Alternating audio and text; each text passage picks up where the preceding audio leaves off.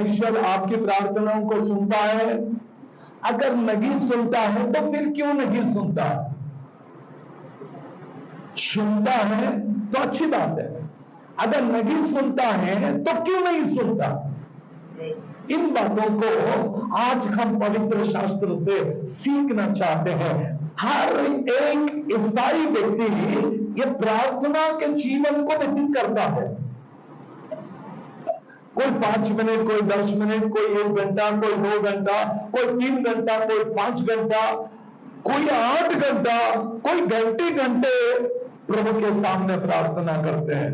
सबका prayer life अलग है, सबका प्रार्थना का जीवन अलग है, लेकिन करने वाले हर प्रार्थना परमेश्वर सुनकर जवाब देता है, या आपकी कुछ ऐसी काम जो आपकी प्रार्थनाओं के बीच में आकर उसे रोकती है?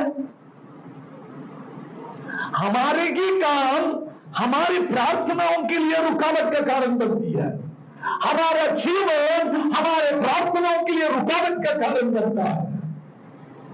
आमीन, हालेलुया। तो आइए हम परमेश्वर के पवित्र वचन से याकूब उसकी 4 अध्याय का 3 पद को पढ़ेंगे। The book of James chapter 4 verse 3, Yakub की किताब उसकी 4 अध्याय का 3 पद को हम पढ़े हैं। 4:3 जेम्स।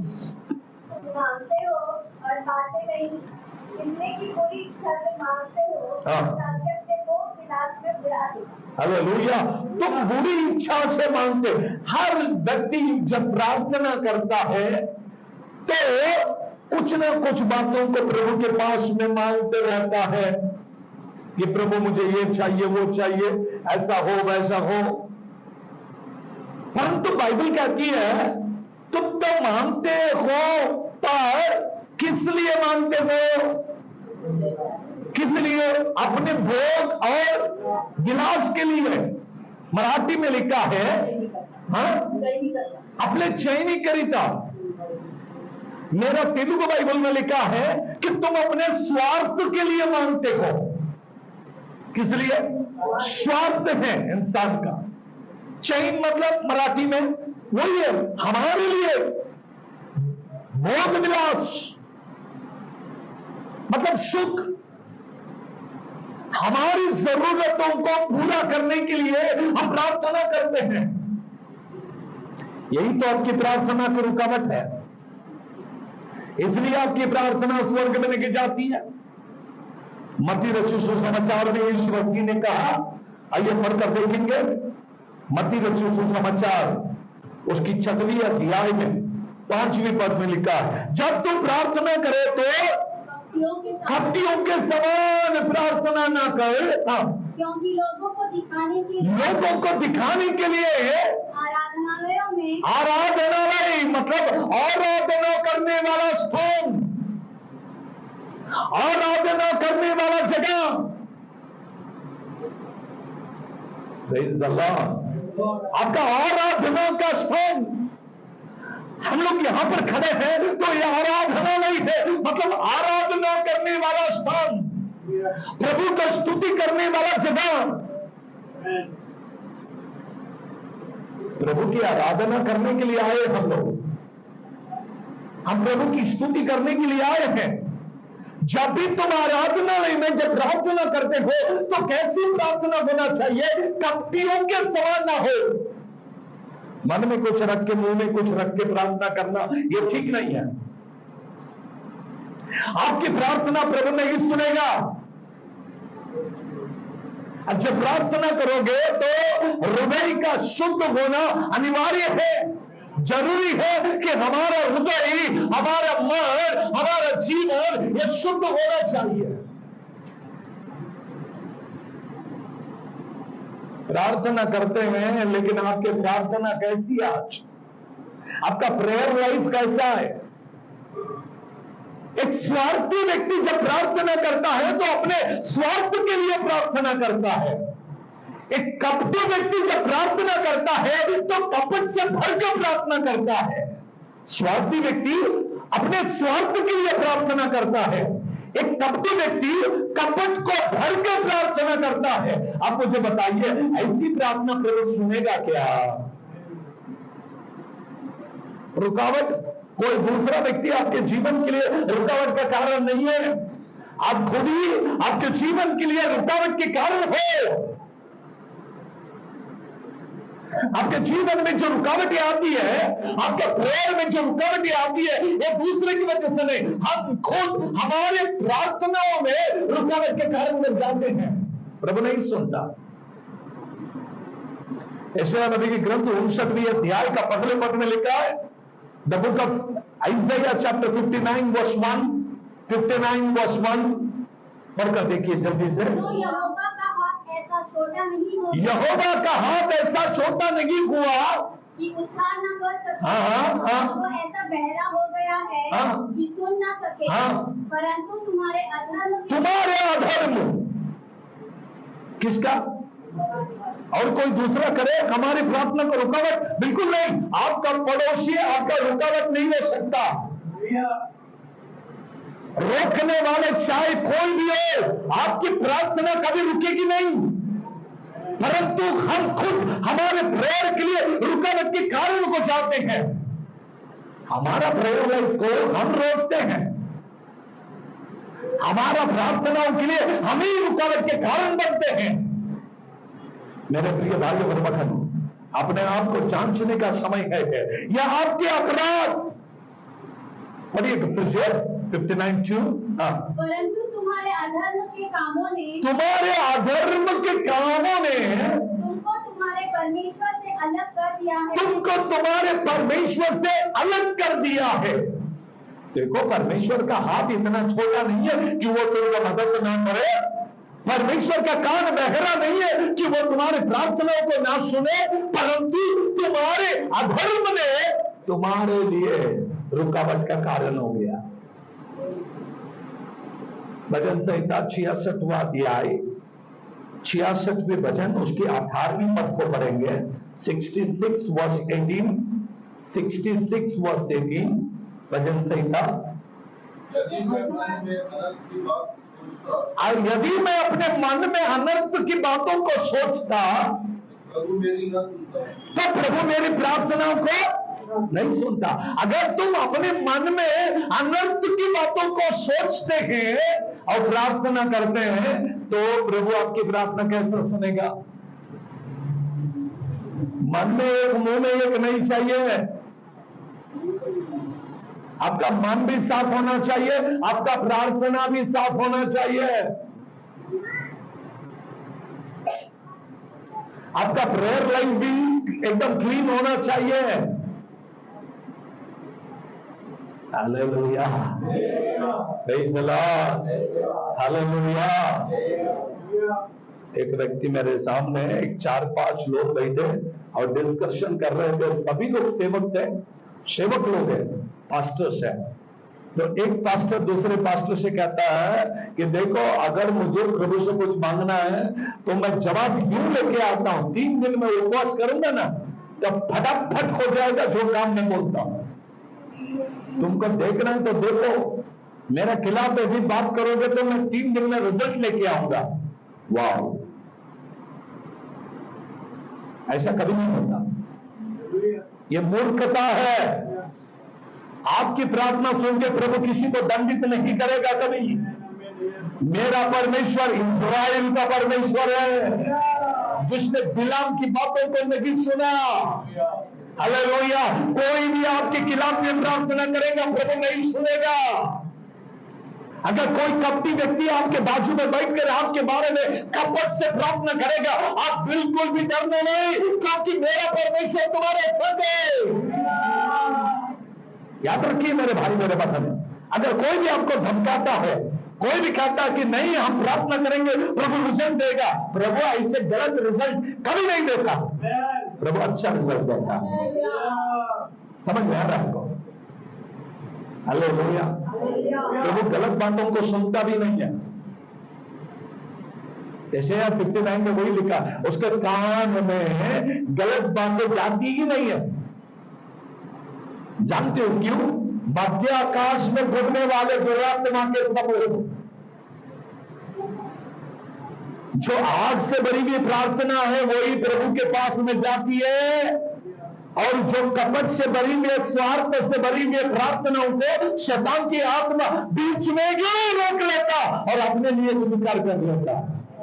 और कभी कभी ऐसी प्रार्थना सुनी जाती है तो प्रभु की ओर से नहीं, तो वो शैतान की ओर से होता। पिछले बार भी मैंने प्रचार में बताया था, प्रभु की आशीष अलग है और शैतान का आशीष अलग है।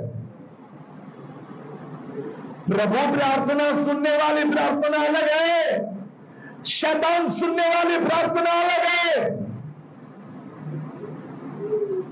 और जो कपटी लोग करने वाली प्रार्थना, ये परमेश्वर के लिए नहीं, ये इनका राजा शैतान के लिए वो प्रार्थना करते हैं। ये कपट की प्रार्थना, ये व्यर्थ प्रार्थना, ये स्वार्थ प्रार्थना। पास्टर साहब, आज तक हमने ऐसी प्रार्थना नहीं सुनी, लेकिन मैं आपसे कहता हूं ऐसे प्रार्थना करने वाले हैं, इसलिए यीशु मसीह ने कहा ऐसे कि नहीं बोलेंगे कोई बात है। आपके जो लोग आपके बारे में दुष्ट विचार करते हैं, आपके जो लोग आपकी भलाई को नहीं चाहते हैं, आपके जो लोग आपके परिवार के विरुद्ध में खड़े होते हैं, आपके ही लोग। बाहर वालों को हमारी प्रगति से कोई नुकसान नहीं है, कभी बाहर वालों को हमारे जीवन से कोई नुकसान नहीं है, लेकिन हमारे लोग, हमारे रिश्तेदार, हमारे परिवार के लोगों को हमारी बड़ों की पसंद नहीं है। वो चाहे ईसाई हो, वो चाहे अच्छा प्रार्थना करने वाला क्यों ना हो, सिर्फ दिखाई देते हैं अच्छा प्रेयर लाइफ है, अच्छा प्रेयर लाइफ है, अच्छा वचन को सुनेंगे, लेकिन कपट से भरेंगे लोग। बड़े बड़े प्रार्थना करेंगे लेकिन स्वार्थी है। घंटों घंटा प्रार्थना करेंगे लेकिन मन में कपट है। क्या ऐसी प्रार्थना प्रभु सुनेगा? नो। बाइबल कहती है वो कौन सी प्रार्थना नहीं सुनता? अधर्म से भरी हुई प्रार्थनाओं को नहीं सुनता, वो कपट से भरी हुई प्रार्थनाओं को नहीं सुनता, वो स्वार्थ से भरी हुई प्रार्थनाओं को नहीं सुनता। आमीन, हालेलुया। देखेंगे वचन से होता 139 का 23 और 24, 139, 139 वर्स 23 एंड 24। हाँ, मुझे जांच कर जान ले, मुझे परख कर, मुझे जांच कर जान ले, मुझे परख कर मेरी चिंताओं को जान ले, मेरी चिंताओं को जान ले। और देख, मुझमें कोई बुरी चाल है कि नहीं, मुझ में कोई बुरी चाल है या नहीं है। हे प्रभु, मुझे जांच ले, मुझे परख ले। यदि तू मुझे जांचेगा नहीं, यदि तू मुझे परखेगा नहीं, मेरे अंदर की बुराइयों को देखेगा नहीं, तो शायद हो सकता है मैं प्रार्थना करने में भी गलत कर जाऊं, मेरा प्रेयर लाइफ ठीक नहीं होगा, मेरा प्रार्थना का जीवन सही नहीं होगा। मैंने पिछले बार भी कहा था, एक दिन एक जवान लड़का एक ट्रेन में सफर करके जा रहा था। एक जवान लड़का सेवक है, ट्रेन में सफर करते करते निकले तो रास्ते में दूसरा स्टेशन में और एक सेवक ट्रेन में आया और उसको छोड़ने के लिए बहुत बड़ी झुंड, बहुत बड़ा भीड़ उसको छोड़ने के लिए रेलवे में। अब वो रेलवे में आया, आते साथ उसके बेड के ऊपर चादर डाला और घुटने पे बैठ के प्रार्थना करने लगा। ये जवान लड़का मिडिल बर्थ में बैठ के इस व्यक्ति से मिलने की इच्छा रख रहा था। प्रार्थना करने वाले व्यक्ति से कौन सी इच्छा रखता है? मिलने की। 1 घंटा हुआ, 2 घंटा हुआ, 3 घंटा हुआ, जब तक कि वो सेकंड प्लेटफॉर्म, सेकंड स्टेशन जहां पर उसको उतरना है, तब तक ये व्यक्ति घुटने से उठा ही नहीं। रेलवे में जब वो उठा तुरंत अपने पूरा बैग को पैक कर लिया, रेडी लेने के लिए। लोग फ्लैट स्टेशन से पगले आकर खड़े हो गए, और इनको भी उधर उतरना है, उनको भी उधर ही उतरना है। दोनों रेडी हुए, दोनों भी रेडी, दोनों बाहर चले गए। इनको लेने के लिए कोई नहीं, लेकिन उनको लेने के लिए बहुत लोग आ गए। Praise God. इनके मन में एक ही इच्छा था कि उसको पूछे कि भाई आपका नाम क्या है, आप कौन है, आपको इतने लोग रिसीव करने के लिए आए, सेवा आप भी करते, सेवा मैं भी करता हूं, लेकिन आपके पास में जो है, क्यों लोग आपके साथ में आते रहे। चेन्नई स्टेशन में दोनों उतर गए। सभाओं के बाद में वो व्यक्ति का प्रेयर लाइफ देखा, यह जवान व्यक्ति जो ट्रेन में बैठा था, वो जो प्रार्थना करने वाला सेवक था, उसका नाम है भक्त सिंह अन्ना। हैदराबाद में सरदार जी है भक्त सिंह, ब्रदर भक्त सिंह। अभी भी देखो प्रार्थना में रहते थे, और वो मिडिल बर्थ में उस प्रार्थना करने वाले व्यक्ति को देखना चाहने वाला व्यक्ति का नाम है अंकल DGS दिनकरन। दिनकरन में एक ही चाह थी कि मैं भक्त सिंह से बात करूं, भक्त सिंह को मिलूं, लेकिन भक्त सिंह के पास में कुछ भी नहीं था, केवल प्रार्थना, प्रार्थना और प्रार्थना। पूरा दुनिया भर में उनके चर्चेस है भक्त सिंह के। सिर्फ शुद्ध वचन को प्रकट करते हैं, एक प्रार्थना नहीं होती उनका चर्च में। होगा तो सिर्फ सिंपल प्रेयर, वर्शिप के लिए, वचन के लिए, आराधना खत्म हुआ, प्रेयर खत्म, फिनिश। एक हीलिंग प्रेयर नहीं है, एक चंगाई की प्रार्थना नहीं है। लेकिन भक्त सिंह अन्ना जहां भी जाता, लोग उनके साथ में भीड़ के भीड़ निकल पड़ते। यही तो उनके तरफ आकर्षित किया लोगों को। अंकल ने प्रार्थना किया तो हजारों लोग ठीक होते। अगर वही भक्त सिंह प्रचार करते, हजारों लोग उद्धार को पाते। इनके पास चंगाई का दान है, इनके पास उद्धार का दान है। मैं आपसे कह दूं, बिना चंगाई का उद्धार देना बहुत कठिन है भारत देश में। हमारे देश में सबसे पहले उद्धार नहीं चाहिए, वचन नहीं चाहिए, हमारे देश में क्या चाहिए? चंगाई चाहिए। लोग किधर भागते मालूम है आपको? चमत्कार। शब्द के दिमाग में एक ही है, चमत्कार, चमत्कार। इधर ये पास्टर आया, इधर वो सेवक आया, वो बड़ा सेवक आया, ये बड़ा सेवक। सेवक चंगाई नहीं देता मेरे भाई मेरे बहन। आपका प्रेयर लाइफ ठीक रखो, आपके वचन के जीवन को अच्छा रखो। आप छोटा भी प्रार्थना करेंगे तो आपको मिल जाएगा जो आप प्रभु से मांगते हो। हालेलुया, जोर से बोलेंगे हालेलुया। कितने लोग आनंदित हैं? मैं बहुत बार यब्बेज की प्रार्थना सिखाया हूं आपको, और मैंने बीच में एक स्पेशल प्रेयर लाइफ को लेके आया था, वो था अबूर की प्रार्थना। कितने लोग जानते हैं अबूर की प्रार्थना? क्या मैंने यहां नहीं बताया? नहीं बता, ठीक है, आप लोग मुझे याद दिलाइए, मैं नेक्स्ट टाइम अबूर की प्रार्थना सिखाऊंगा। हालेलुया। यब्बेज की प्रार्थना कितने लोगों को मालूम है? अच्छा, बहुत कम लोग हैं। स्तोत्र, फिर से मुझे लेना पड़ेगा।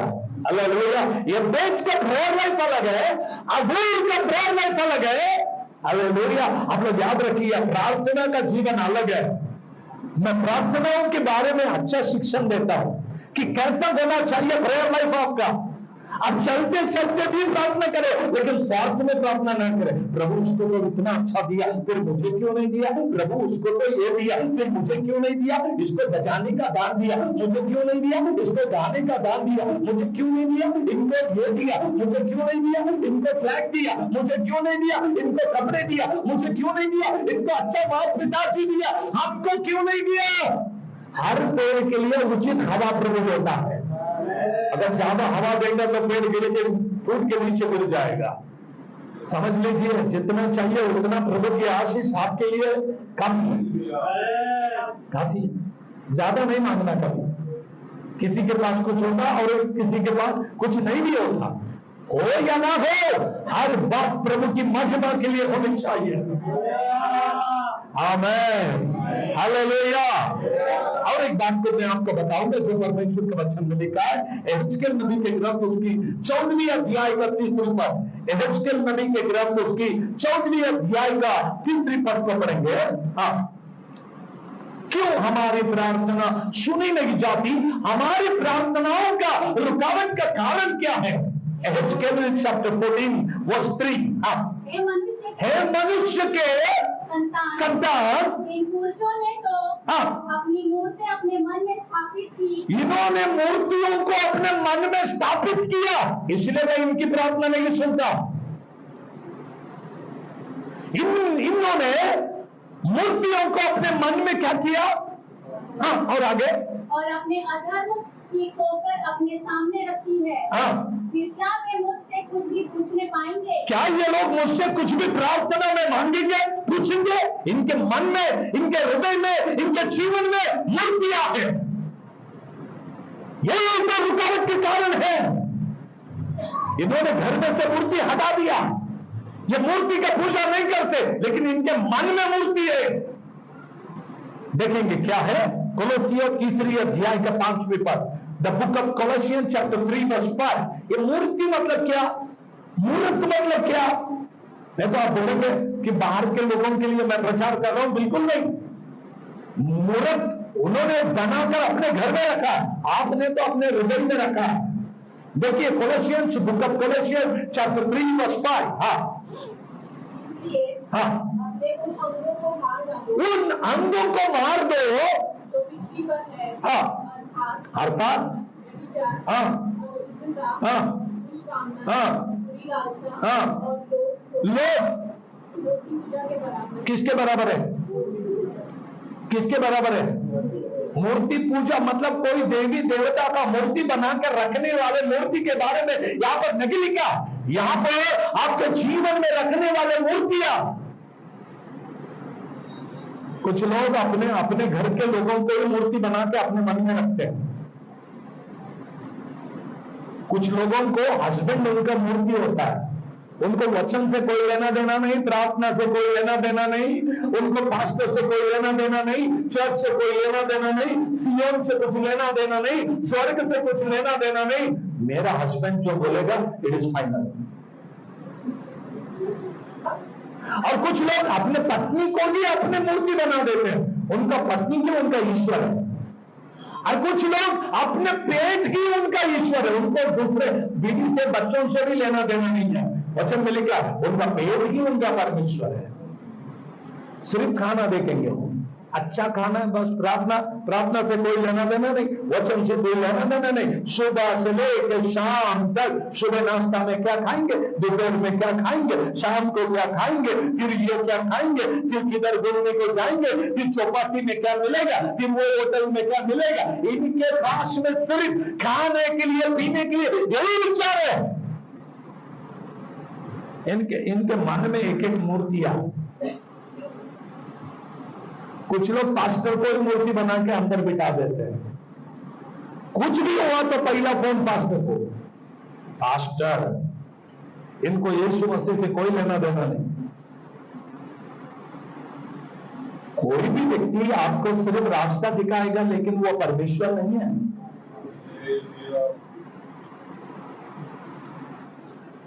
एक व्यक्ति ने कहा नहीं, मैं तुम्हारे लिए प्रार्थना किया, मैं तुम्हारे लिए ये करता, मैं तुम्हारे लिए वो करता, मेरी ही बात को सुनना, मैं जैसा बोलूंगा वैसे चलना। नहीं हो सकता वैसे। आपको प्रभु ने बॉस नहीं बनाया, आपको प्रार्थना करने वाला व्यक्ति बनाया। आमीन, हालेलुया। इसकी बाइबल कहती है हम हमारे हमारे हमारे हृदय में कौन सी मूर्ति रखा है। आपके घर में कौन सी मूर्ति है, आपके जीवन में कौन सी मूर्ति है। आप मूर्ति पूजा को तो छोड़ा, लेकिन मूर्त आपके जीवन में है, वो कौन है? किसको बनाया आपने? किसके तरफ देख रहे आप? आपका प्रार्थना का रुकावट कौन है? कौन आपके जीवन में बैठा है? कौन आपके प्रभु के पास आने से रोकता है? कौन से चीज से आप अधिक प्रीति करते हो? आपको परमेश्वर नहीं चाहिए लेकिन वो व्यक्ति चाहिए। आपको परमेश्वर नहीं चाहिए लेकिन पैसा चाहिए। आपको परमेश्वर नहीं चाहिए लेकिन दुनिया की बातें चाहिए। कौन है जो हमें प्रभु से रोकता है? पढ़कर देखिए परमेश्वर के वचन से। पहले शमूएल 15वें अध्याय का 23वें पद, 15वें अध्याय का 23वें पद, पहले शमूएल की किताब 15वें अध्याय का 23वें पद। बलवा करना और भावी कहने वालों से बलवा करना मतलब विरोध करना, विरोध में जाना। नहीं, मैं नहीं करूंगा, आप ऐसा करते, मैं आपके साथ में, मैं अलग हूं। ये बलवा करना है। माँ बाप के बात को नहीं सुनना, बलवा करना। पति की बातों को नहीं सुनना, बलवा करना। हालेलुया। हस्बैंड का बात को, पत्नी को सुनना ही है। मराठीत काय लिहिलं? आज्ञा न पालन करणं। अवाज्ञा करणं म्हणजे काय? आज्ञेचं पालन न करणं। अगर एक बात बोल दिया तो कभी कभी लोग उसको मानते नहीं है, आज्ञा का पालन नहीं करते। ऐसा करना है नहीं, हमको पसंद है तो करेंगे, नहीं तो नहीं करेंगे। आज्ञा का पालन करना सीखो मेरे भाई, मेरे बहन। अवाज्ञा करणं अजून हालेलुया। हिंदी में पढ़िएगा। बलवा करना, भावी कहने वालों से पूछना, हाँ, एक ही समान पाप है। हाँ, और हट करना मूर्खों और ग्रह देवताओं की पूजा के तुल्य है। क्या करना? हट करना मूर्खों और ग्रह देवताओं की पूजा के तुल्य है। बराबर है। समझ रहे? हट्टी नहीं, हम ऐसा है तो हम ऐसा ही है, हम नहीं बदलेंगे। ऐसे हट्टी लोग क्या है मालूम है? ये मूर्ति पूजा करने वाले लोग हैं। इन्होंने हट को मन में रखा है। ये हट्टी लोग, इसमें फादर बर्खमन से एक अच्छा गीत गाता है, तेरे और हटीले जमाने में जिएंगे हम भोले बच्चों समान। क्या प्रभु इनकी प्रार्थना सुनेगा? आज तक आपने बच्चों का हट देखा होगा। बच्चे जिद करते ना, मुझे ये चाहिए तो चाहिए। आपको क्या मालूम है, मैं चर्च को चलाते समय मैं भी ऐसे बहुत सारे विश्वासियों को, हटीले विश्वासियों को देखता हूं। वो एक बार नड़ जाती, ये नहीं करेंगे तो वो नहीं करेंगे। पास्टर नहीं समझाओ, कुछ भी समझाओ, कोई भी बोलो, हमको पसंद है तो पसंद है, हमको नहीं पसंद है तो नहीं पसंद है। ये हटीलापन है और ये मूर्ति पूजा का बराबर है।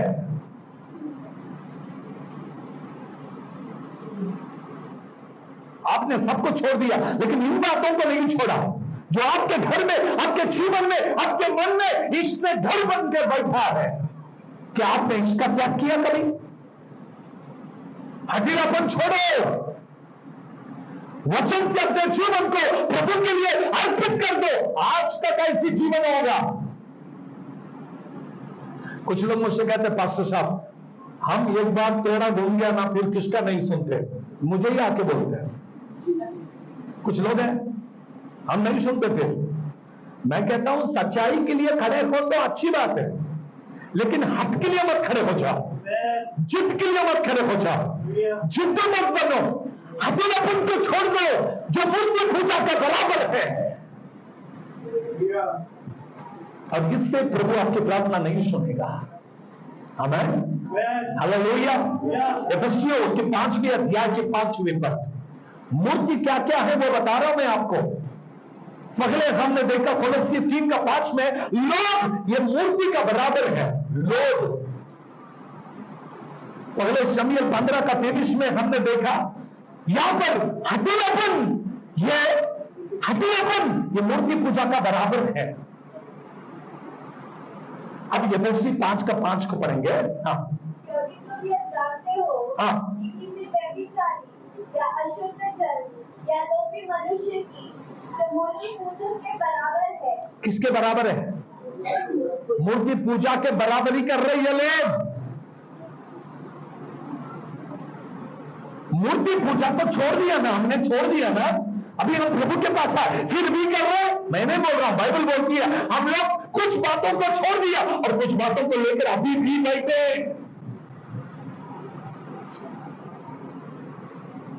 ये मूर्ति पूजा का बराबर है, इसको त्याग न होगा कलीसिया। नहीं तो प्रभु आपकी प्रार्थना नहीं सुनेगा, नहीं सुनेगा, नहीं सुनेगा। प्रभु आपकी प्रार्थना को सुनने के लिए आपके हृदय को साफ करना, कोई भी बात को अंदर मत रखो,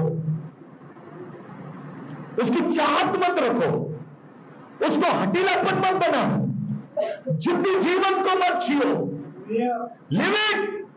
क्योंकि आपका जीवन प्रेयर लाइफ के लिए प्रभु ने चुना है, प्रार्थना के जीवन के लिए चुना है। और आप शैतान को अपने जीवन को क्यों देते हो?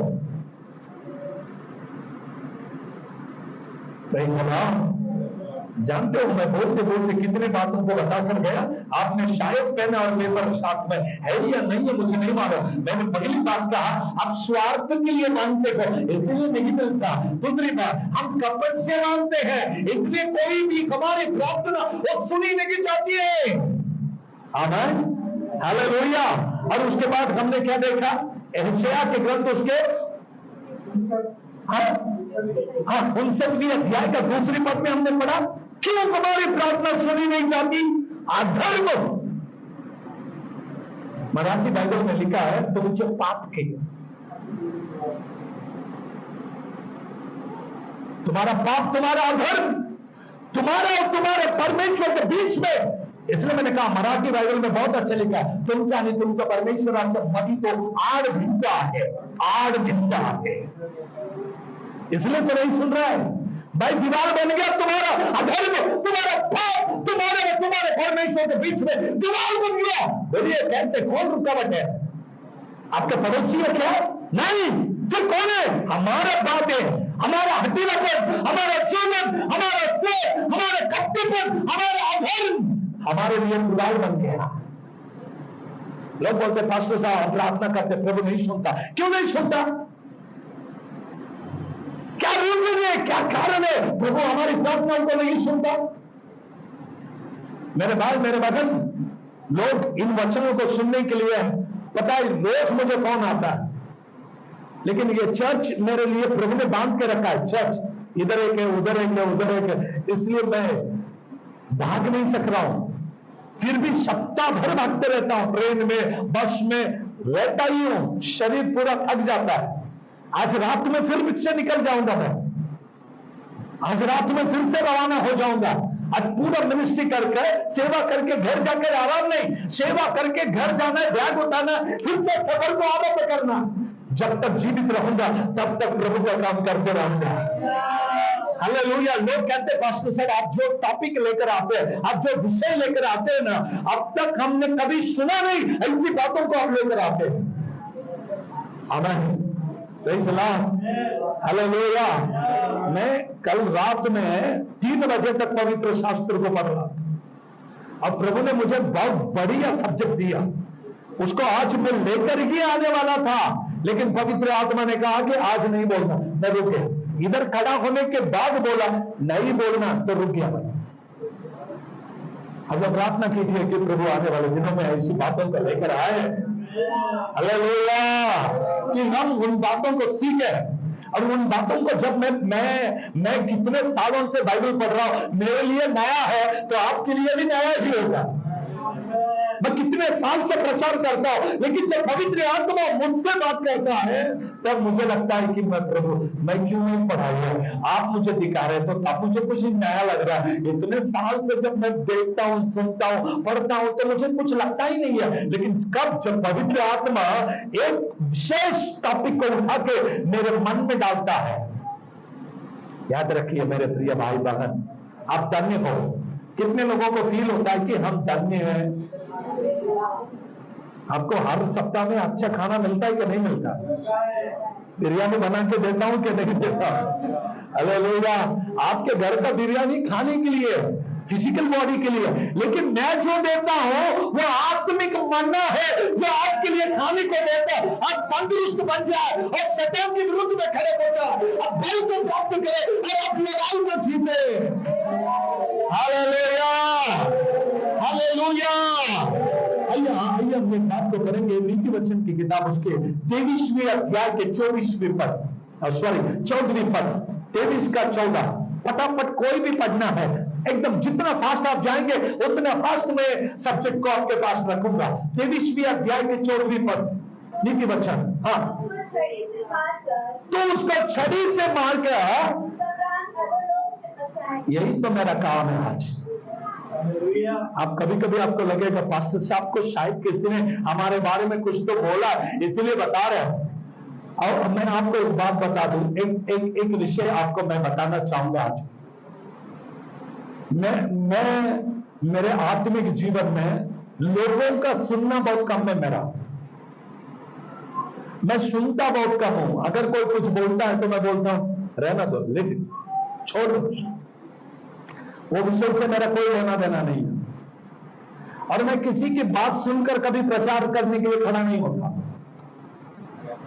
अगर ऐसा हो तो प्रभु मेरा दान जो उसने मुझे दिया वो हटा लेगा, इसका डर मुझे हमेशा खाती रहती है। अगर मैं किसी का सुन के प्रचार करूंगा तो वरदान प्रभु ने दिया वो मुझसे दूर हो जाएगा, इसका डर है। इसलिए आपको भले की फील होता हो कि प्रभु आज परमेश्वर का दास हमारे खिलाफ में बात कर रहे या हमारे लिए कुछ बोल रहे हैं, तो आप सोच लो शैतान आपके मन में बीज को डाल रहा है, खिलाफ उठने का बीज को डालता है, विरोध उठने के बीज को डालता है, और आप धीमे धीमे परमेश्वर के सेवक के खिलाफ हो जाते हैं, अब धीमे धीमे चर्च के खिलाफ हो जाता है, क्योंकि शैतान बीज को दोष के भाग चला जाता है, वो रुकता नहीं है और वो पेड़ बढ़ता जाता है और आप प्रभु के खिलाफ हो जाते हैं। याद रखिए, ऐसा कोई बीज को शैतान ने डाला उसको उखाड़ के फेंक दो, ये वचन प्रभु की ओर से है। आमीन, हालेलुया। मरकुस उसकी 11वीं अध्याय, मरकुस उसकी 11वीं अध्याय 25 और 26वें पद को पढ़ेंगे। मरकुस 11वीं अध्याय 25 और 26वें पद को पढ़े। और जब तुम खड़े हो उसका विरोध प्रार्थना करते हो, हाँ, तो यदि तुम्हारे मन में किसी के और से कुछ मिलो तो क्षमा करो, इसलिए कि तुम्हारा तुम्हारे यदि तुमको प्रार्थना करना है कभी खड़े होकर या उपवास में या चर्च में या किसी बीमार व्यक्ति के लिए या आपकी खुद की कोई जरूरत के लिए, यदि आपको प्रेयर में जाना है, यदि आपको प्रार्थना में जाना है, यदि आपको फास्टिंग में जाना है, यदि आपको प्रभु के कदमों के पास जाना है, याद रखो आपके मन में किसी के खिलाफ कुछ हो तो पहले क्षमा करो, फिर जाओ प्रार्थना करने के लिए।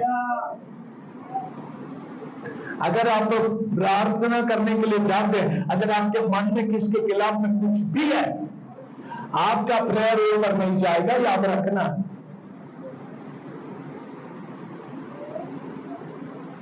आपका प्रेयर लाइफ में जाने के लिए आपके मन कैसा होना चाहिए?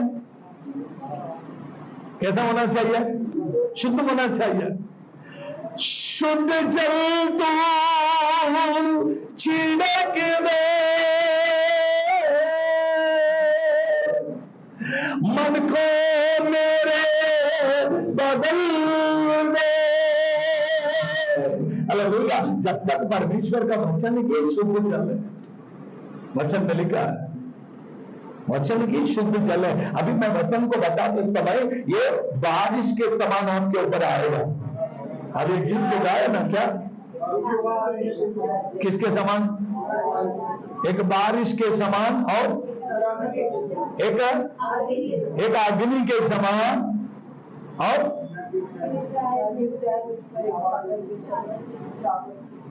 शौद्रम शौद्रम एक थोड़ा क्लियर तो बोलो, मैं सुनूं। बारिश के समान, गिर जाए मुझ पर एक चादर के समान। बारिश आएगा तो भीग जाओगे भाई मेरे, अग्नि आएगा तो जल जाओगे मेरे भाई, और मांग रहे हो तो गिर जाओ मेरे ऊपर। गिर जाएंगे तो उठेंगे भी नहीं, कभी चपटा हो जाओगे, और चपटा हो जाएगा तो चटनी बनोगे, चटनी बनोगे तो दूसरे को चखने के लिए काम आओगे। इसलिए तो परमेश्वर का दास कहता गिर जा मुझ पर ताकि मैं खत्म हो जाऊं और तेरा नाम ऊंचा उठा जाए। हमें बाइबल कहती है कि जब तू खड़े पे जाए और प्रार्थना करे तो तेरे मन में क्या नहीं होना चाहिए, क्या नहीं होना चाहिए। एक दिन दो जन आए, यीशु मसीह ने खुद कहा आए 2 जन चर्च में खड़े हो गए प्रार्थना के लिए। 2 जन खड़े हो गए, पता है कौन है? एक का नाम क्या है? नाम तो नहीं लिखा, लेकिन एक कौन है? परुषी। और दूसरा बोलिए जोर से। ऐसा लग रहा है कि कुछ पास्टर साहब जल्दी छोड़ दो, बहुत भूख लगा है। हम लोग सुबह सुबह नाश्ता करने वाले लोग हैं, अब चर्च सुबह सुबह रखे हैं, हमको बहुत भूख लगा है। ऐसा है क्या? नहीं ना, फिर थोड़ा जोर से तो बोलो। कौन बोले? 1 2 हाँ। मनुष्य अपने आप को क्या समझता है? बहुत पवित्र हूं मैं सप्ताह में 2 दिन उपवास को रखता हूं, मैं वचन को पढ़ता हूं, मैं दशांश को देता हूं, मैं चर्च में एक्टिव मेंबर हूं। लेकिन दूसरा आदमी कौन है मालूम है? कभी चर्च को नहीं आता, वो दशांश को भी नहीं देता, वो खुद ही चोर है। उसको अगर किसी के पास 1 रुपये लेना है तो वो 2 रुपये लूट के लेता है, और उसको खुद को मालूम है मैं चोर हूं, उसको खुद को मालूम है मैं लूटने वाला हूं। इसलिए जब चर्च में आया तो ये खड़ा होके प्रार्थना करता है, कहता कि मैं वो, उसको खुद को कॉन्फिडेंस है, इसलिए वो कह मैं इसका समान नहीं हूं। यीशु ने देखा वाओ, यही तो नहीं चाहिए मुझे, यही तो नहीं चाहिए। इसके खिलाफ में की भी कोई भी प्रार्थना मैं नहीं सुनूंगा। प्रार्थना करना है तो खुद के बारे में बोल, प्रभु मुझे और दीन बना, प्रभु मुझे और लीन बना, प्रभु कौन कैसा है मुझे क्या लेना है, लेकिन मुझे ठीक बना। लेकिन इसको तो टारगेट करना था उसको। प्रार्थना में भी टारगेट करते लोग, मालूम है आपको? वचन में बोलो ठीक है, वचन में खड़ा कर दिया तो वचन से किसको अगर कुछ बोलना है तो वचन से बोल देंगे। कुछ लोग प्रिपेयर ही होके आते कि भाई आज तो चांस मिला तो इसको गोली मारूंगा। लेकिन जो पवित्र आत्मा से वचन का प्रिपरेशन करता वो कभी गोली नहीं मारेगा। और को प्रार्थना में भी लोग रहते पड़ोस वाले को टोकने वाले, इधर ही उदाहरण लिखा। इसलिए यीशु मसीह कहता है ऐसी प्रार्थना मैं नहीं सुनूंगा, ऐसी प्रार्थना नहीं सुनूंगा। हालेलुया। तेरे मन में साफ होना चाहिए, एक दूसरे के साथ में क्षमा मांगो। अगर क्षमा नहीं करते हो, क्षमाशील जीवन नहीं है, आपकी प्रार्थना सुनी नहीं जाएगी। अगर कोई आपसे बात नहीं कर रहा, कोई आपके साथ में ठीक नहीं है, उनके घर जाओ, उनसे मिलो, उनसे बात करो, उनको प्रेज़ दो और कहना कि देखो हर महीने में हम मिलकर ग्लूकोज को लेते हैं, क्या दुश्मनी रखकर हम प्रार्थना करेंगे, क्या दुश्मनी रखकर हम मंच में जा पाएंगे? ये ऐसा नहीं हो पाएगा। Hallelujah, hallelujah. चलिए समय का बहुत कम है मेरे पास, और कुछ बातें बोलकर मैं खत्म कर दूंगा। हालेलुया। आइए देखेंगे परमेश्वर के वचन से याकूब उसकी पहली अध्याय 5 से लेकर 7 तक। याकूब, और यदि तुम्हें से किसी को बुद्धि गलती हो तो परमेश्वर से मांगे। राइट। याकूब उसके पहले अध्याय 5, 6, 7। हाँ, जो बिना उधार के सबको उधार देता है, हाँ, और उसको दी जाएगी। हाँ, पर विश्वास से मांगे। कैसा मांगे? हाँ, और क्यों नहीं मिलता मालूम? संदेह करके मांगोगे तो नहीं मिलेगा। रुकावट का कारण क्या मालूम है? संदेह करना, निगेटिव बात करना। होगा क्या नहीं होगा नहीं मालूम, ऐसा होगा क्या नहीं मालूम, वैसा होगा, मुझे तो भरोसा नहीं है। अभी आपकी मर्जी बोलते हैं कुछ लोग। सौत्र मुझे तो भरोसा नहीं है। और जितना बार आप ऐसी बातें करेंगे वैसे ही कलीसिया बनते जाएगा, वैसे ही आपके बच्चे बनते जाएंगे, वैसे ही आपके परिवार बनते जाएगा। आपके मुंह से आपको विश्वास नहीं है, लेकिन जब भी आप क्लेम करते हैं, जब भी आप बोलते हैं, आपको पॉजिटिव बोलना है, आपको भी हर बात को संभव है विश्वास करना पड़ेगा। विश्वास करो, जब संभव न हो तब विश्वास से होगा संभव। आनंद है, आनंद है मेरे यीशु की संगति में हरदम। आनंद है,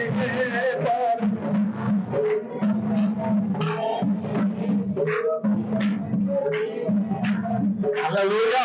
हमको समझ में आया होगा लास्ट बातें मैंने बताया।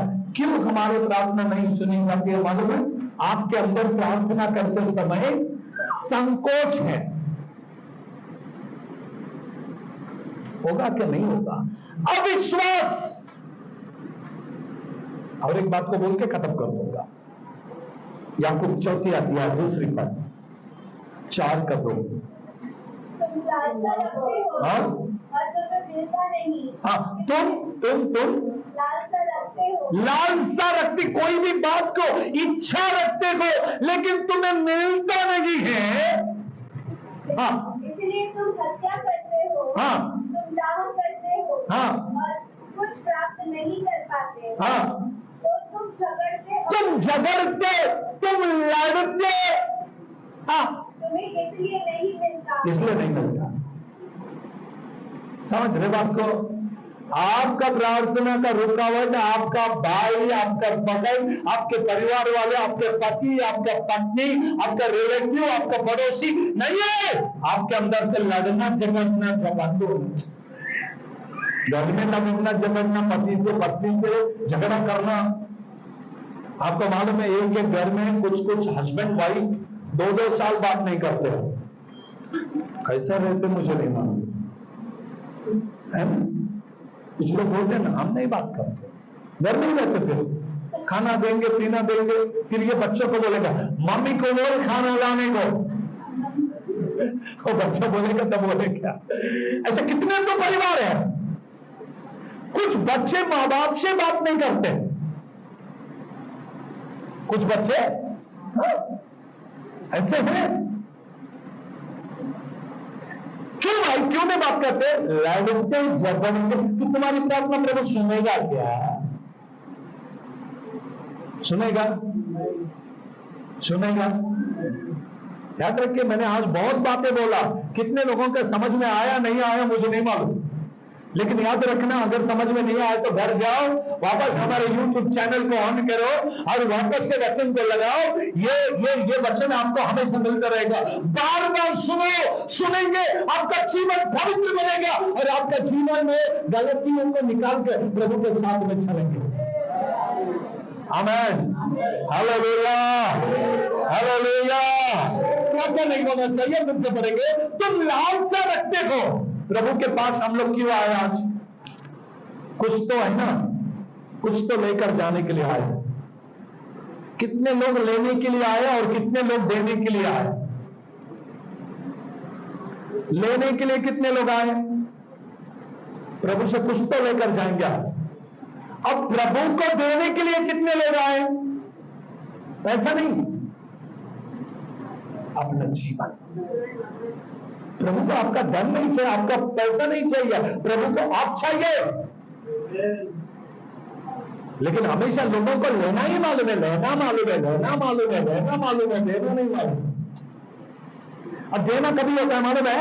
बराबर 9 बजे आराधना चालू होता है और जो व्यक्ति इधर आता है वो प्रभु को देता है, अपने मुंह खोल के दोनों हाथ उठा के प्रभु को देता और कहता प्रभु मेरे पास कुछ भी नहीं है, टूटा हुआ मन पीछा भोगते और आराधना स्तुति आराधना बलि अर्पण मैं आपके लिए समर्पित करता हूं। क्या देते हो प्रभु को?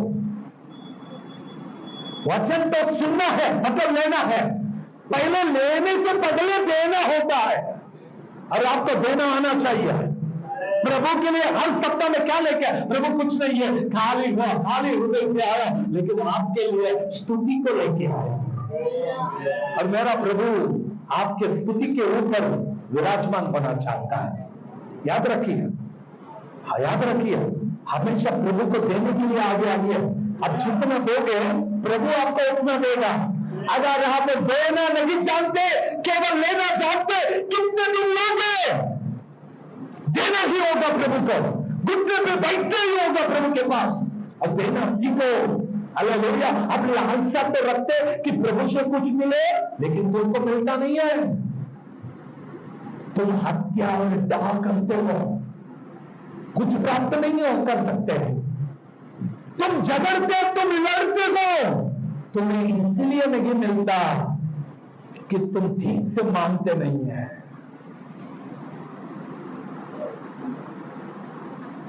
ये सब रीजन है। आज आपकी प्रार्थना सुनी न जाने का रीजन ये है। दो लोग थे, एक का नाम काइन और दूसरे का नाम हाबिल। दोनों ने परमेश्वर के सामने अर्पण को लेकर आए, अब दोनों ने भी रखा। एक ने बहुत लाया, एक ने एक ही लाया। हाबिल के पास में क्या है? एक ही है, एक ही पहले का। और काइन के पास उसके खेत में आई हुई फसल से सब फसलों में थोड़ा थोड़ा थोड़ा थोड़ा थोड़ा थोड़ा करके ऐसा बीज लगा दिया और इसने एक लेके आया, एक दिया। प्रभु से कहता, प्रभु जो भी पहला है वो आपका है, इसलिए मैंने पहले का आपके पास लाया। लेकिन काइन कहता, मैंने बहुत लाया। ये क्या लाया? थोड़ा लाया। ये क्या होता है? ऐसा होता है क्या? इसकी प्रार्थना प्रभु ने सुना और कहता है कि नहीं मेरा बेटा, कोई भी कैसा भी लाए, लेकिन तेरा काम है, जो भी पगला है वो प्रभु का है। हमें जब भी आप प्रभु के पास आएंगे, आपके मुंह से निकलने वाले प्रथम शब्द ये प्रभु के लिए होना चाहिए, तो आपकी प्रार्थना सुनी जाएगी। याद रखिए, आपकी प्रार्थना, बोलिए, प्रार्थना के रुकावट को समझ लो तो ठीक से प्रार्थना करोगे। और आज मैं प्रार्थना कैसी सुनी जाएगी उसके बारे में नहीं बताया, आपकी प्रार्थना के रुकावटों के बारे में बता रहा हूं मैं। आज डिस्टर्बेंस जो आते हैं ना, जो रुकाती है, उसके बारे में बता रहा हूं मैं। कौन आपको रोक रहा है?